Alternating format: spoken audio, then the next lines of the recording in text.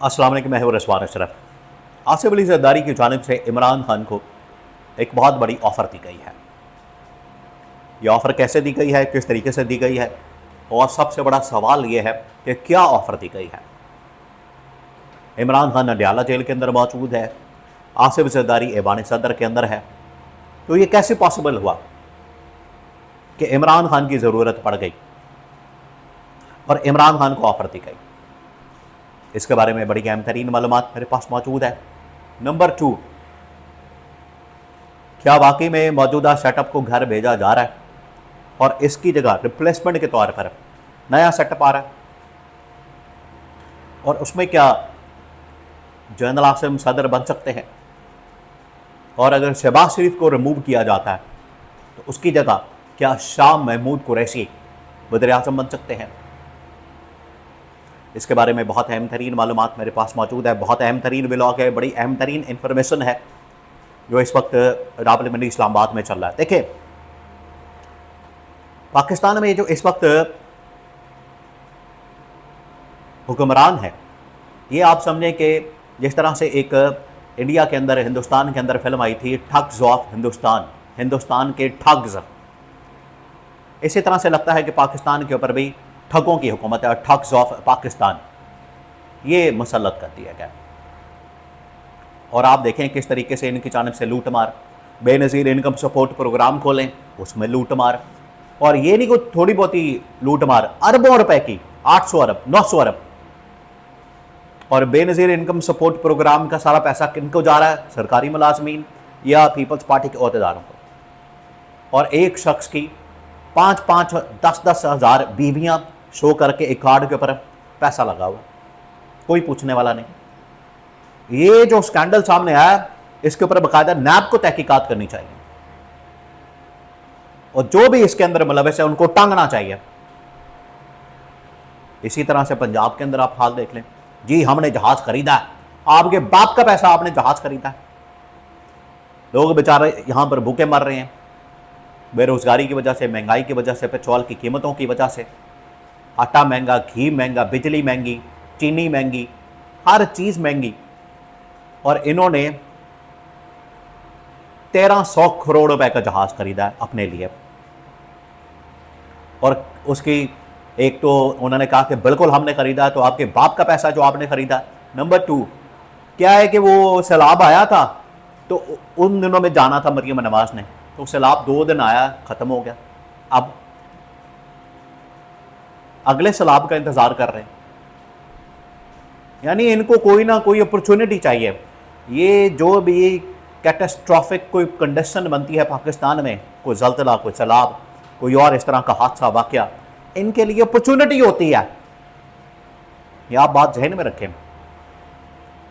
Load shedding में से आज तक अरबों रुपए कमाए जा रहे हैं, ये उसकी एक मिसाल है। आज तक अरबों रुपए कमाए जा रहे हैं उसमें, और इन्होंने पावर प्लांट्स के नाम के ऊपर, लोड शेडिंग ख़त्म करने के नाम के ऊपर अरबों रुपए का जो उस वक्त काम डाला था, वारदात डाली थी, आज तक लूट मार का सिलसिला जारी है। तो जो भी इनको एक अपॉर्चुनिटी, जो भी एक हादसा वाक़या होता है, ये इनके लिए अपॉर्चुनिटी होती है। अब आ जाए, इस तरह का जो सेटअप है, इस तरह का जो निज़ाम है, आखिरकार वो ज़्यादा देर नहीं चल सकता। वो मुल्कों के अंदर फिर ज़्यादा देर नहीं रह सकता। वो आखिरकार लपेट दिया जाता है, ख़त्म कर दिया जाता है, उसको घर भेज दिया जाता है, उसका फिर रहना मुश्किल हो जाता है। यही हालत इस वक्त मौजूदा सेटअप की बन चुकी है। इनको पहले ही पैगाम दे दिया गया था, बता दिया गया था कि बजट आपका लास्ट बजट है, पेश करें, घर जाएं।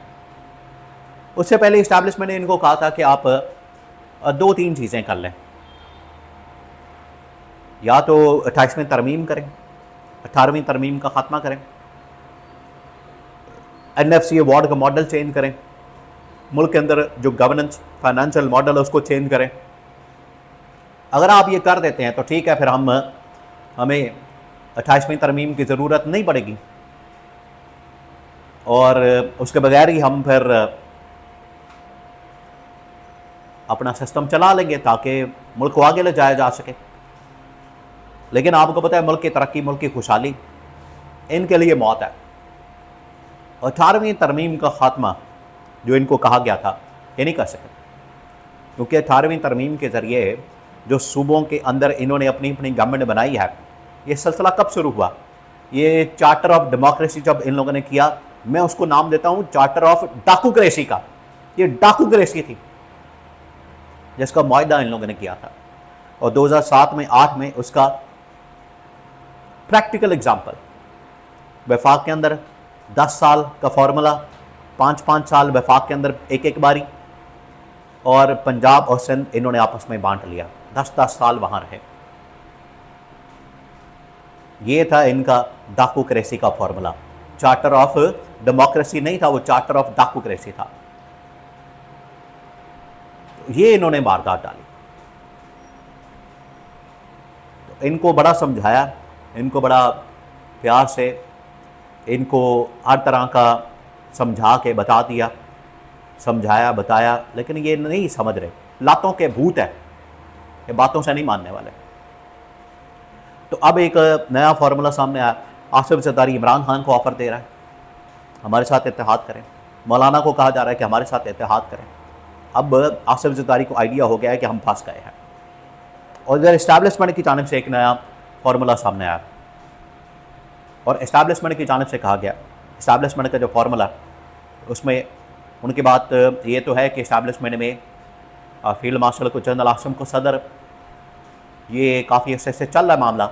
साबिक सेक्रेटरी इलेक्शन कमीशन खबर दिलशाद ने बता दिया था कि कैसे जनरल आसिम के लिए माहौल साजगार बनाया जाए, और जनरल आसिम अगर आइन के अंदर तब्दीली भी नहीं की जाती, आइन के अंदर नई तरमीम भी नहीं लाई जाती, और उसके बगैर ही आइन के अंदर आर्टिकल 1 डाल दिया जाए वफाकी आइनी अदालत के ज़रिए से भी, तो जनरल आसिम सदर बन जाएंगे मौजूदा हालात को सामने रखते हुए। अगर वो सदर बन जाते हैं, ज़ाहिरी बात है फिर शहबाज शरीफ को भी रिमूव करना है। इस किस्म के नालायक, नाअहल और करप्ट आदमी के साथ तो नहीं फिर गुजारा किया जा सकता। उसमें फिर PTI को अकोमोडेट करने के लिए शाह महमूद कुरैशी की ऑप्शन आई है सामने, तो उनको वज़ीर-ए-आज़म बनाया जा सकता है। तो ये मामला सिर्फ फिर वफाक की हद तक नहीं रहेगा, ये भी मैं आपको बता दूँ।